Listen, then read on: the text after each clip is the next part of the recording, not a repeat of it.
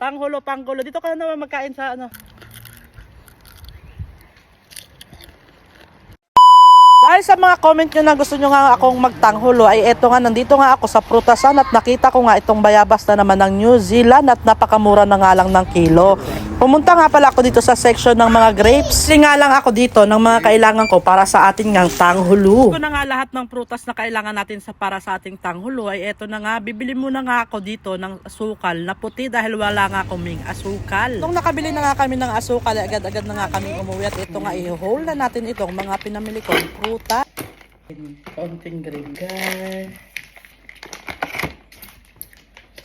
So, gasan na natin yung ating mga pinamiling prutas. Ayan. Ganun lang.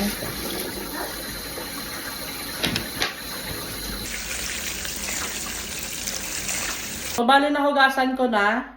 Papatuyuin ko lang muna ng kaunti yan. Parang i-drain natin. Bibili muna pala ako ng yelo dahil wala kaming yelo. Let's go! So, maglalakad lang tayo. Bumili ng yelo. Parang nasa kanto lang, no? Pero malayo-layo ang tindahan. Yan lang yung bahay kasi namin. Tapos, dito tayo bibili sa may tindahan ng mga alak. So nakarating na nga ako dito sa bilihan ng yelo at dyan nga lang yan nakalagay. Mga naka-plastic nga lang yan, hindi katulad sa atin sa Pilipinas na yung ginagawa lang, ito talaga ay naka-cubes. Inayaran ko nga dyan sa pagbili ng yelo ay nasa $3.99. Napakamahal naman ng yelo dito sa New Zealand. Isang plastic lang nito ay ganun nga agad kalaki ang presyo. Kung i-convert mo nga sa peso ay talaga namang hindi ka nga mapapabili ng ganito lang karaming yelo. Diyan na nga ako ng bahay. So meron na tayong yelo, meron na tayong mga prutas, meron tayong asukal. Magluluto na tayo ng tanghulo. Let's go. Hindi pala muna tayo magluluto. Kala ko lang magluluto na nga tayo pero nalimutan ko nga i-dry itong ating mga prutas. Kaya ang ginawa ko dyan, i-dry ko. Tsaka ko nga siya tinuhog-tuhog. Nagsimula nga tayo sa green, sa red. At sunod naman itong purple. Hindi pala purple yon, kulay itim pala na grapes yon. Charirit. At naituhog ko na nga lahat iyan. Ito na nga, binilad ko nga muna siya dito sa may araw para nga talagang tuyong-tuyo. Dahil napakatingkad ng araw ngayon dito sa New Zealand. Pero ang hangin, napakalamig. Kaya kung nakita nyo, naka-jacket ako dito. Dahil dito ko nga lang ito iluluto sa ating salad master na lutuan, parang oven, wala nga kaming microwave, kaya naman doon ko na lang naisipan niyang lutuin. At ito nga yelo, inilagyan ko na nga ng tubig, pati naman itong asukal ay nilagay ko na nga dito sa ating tasa. 1 cup nga lang pala ang gagamitin ko at lalagyan ko lang nga din ng kaunting tubig.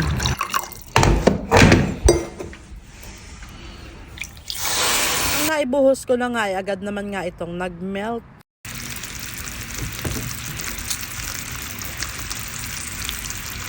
Nung kumulo na nga ng ganyan, ay napapansin ko nga na pwede na nga itong tikman. Kaya naman, tinikman ko siya.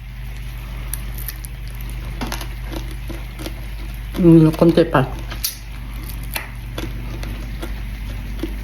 Tulit ko nga ng tikim yan hanggang sa ma-perfect nga natin. At ganito nga ang kinalabasan niya. Ganito na nga ang kulay. Agad ko na nga kinuha yung ating mga prutas sa labas na aking binilad.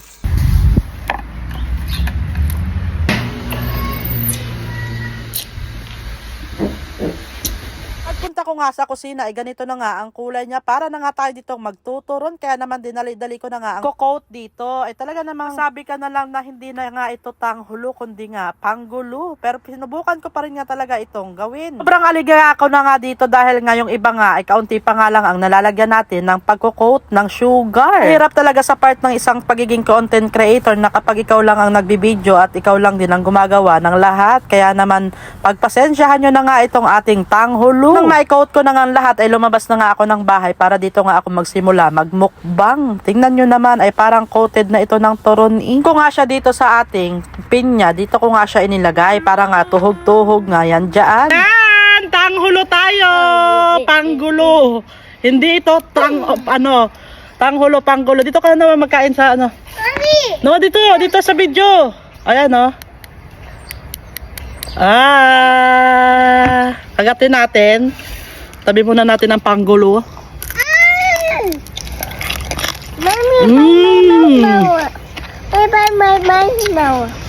Yummy. So red muna yung kinain natin.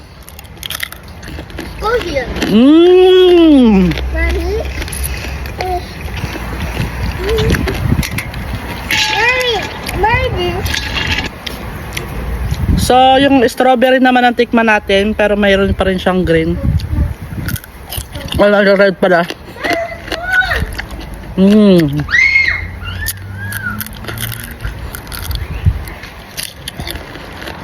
Mmm.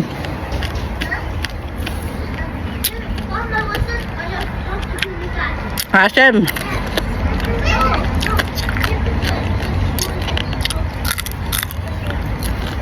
Mmm.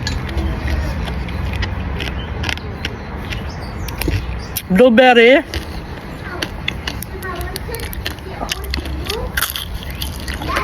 Mmm.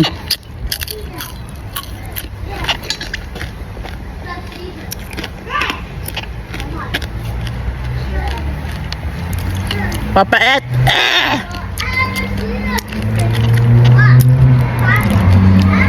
Itong black grapes.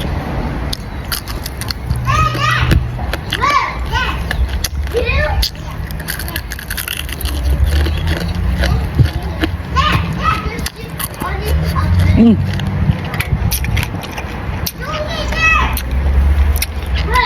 Ayaw ko nang gumawa sa sunod ng tanghulo.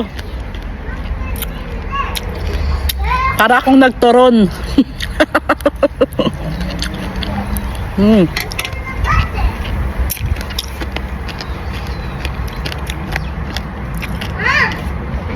Dahil pinagharapan ko to,